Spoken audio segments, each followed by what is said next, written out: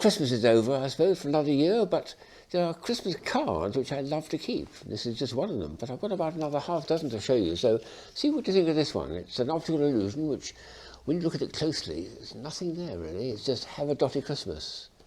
Lots of little dots. But when I start pulling it away from you, oh, something happens. When it reaches about level with my face or my shoulder, it's S. Claus, Mr. S. Claus, Santa. Yes. Ho, ho, ho to you too. Do you see, spot the difference between us? So this is a card I really have to keep. It's a very, very clever optical effect. Close to dots. From a good distance, Santa Claus appears magically. Well done, Richard. And here's another one he sent me too. It was a kit he put into a card like that. And you've got to cut this piece out quite carefully and then assemble it. So this is the effect you get. Let's try that way up. It's a box, so that's what it looks like, a solid box. But when I move it around like that, it gives the appearance of a box moving. And if I hold it by the edge, something funny starts to happen, and when I turn it, it definitely becomes peculiar. You suddenly realise you're looking at a hollow object. That's the convex side.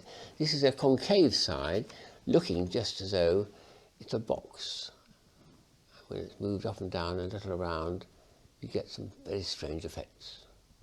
So it's a very nice inverse perspective toy, and I must keep that one as well for my collection. Here's yet another optical illusion, which another friend of mine sent me, and this is quite a well-known one. I've had this for many, many years and many different types, but I'm keeping it because it's the best version of this. The idea is there's two panels there, one a sort of dark grey and the other very light grey. When you put your finger over the middle like that and cover the white bit, the two greys suddenly become aligned and exactly the same. The top and the bottom panels are the same. Take that away and instantly they take a different colour. One is darker and one is lighter. Put that back and the finger in the middle to cover over the white bit and they suddenly become exactly the same colour of grey. And that's quite far the best version I've ever seen of this particular optical illusion. So a nice one from our friend Greg. Well done him. Here's a delightful one which another friend of mine sent me. It was in a tiny little envelope like this, and inside was this little thing here. Look at this. It looks like a tree bauble. In fact, it's got a little thing that you can hang on to your Christmas tree. And it's got blurb on the back. And Happy Christmas. Look what happens when you open it. A beautiful little scene appears, three-dimensional, with about 3 or 4 depth planes, as they call it. So that's delightful as a Christmas card. It could sit on your shelf, or could be wrapped up like that, with a little clip in it, and hung on the Christmas tree as a tree bauble. Both ways, it's delightful. It's a German company who made it, so I researched it. I'm going to look for that at the Nuremberg Toy Fair. Good one.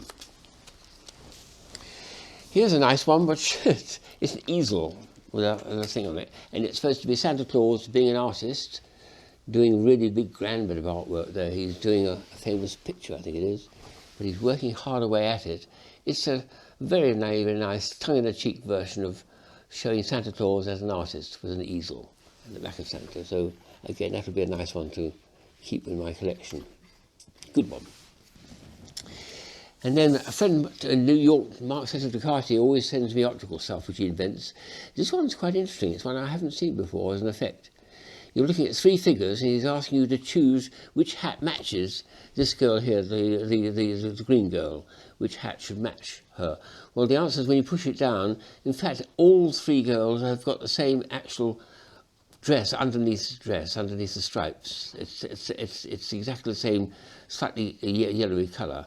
And what's happening here is this takes on a tinge of green, even though it's not actually on her body, and a bit of red and a bit of blue. So if she's going to have a hat to match her, it can't be green, although it looks like it should be. It should be the beige hat, the bottom one.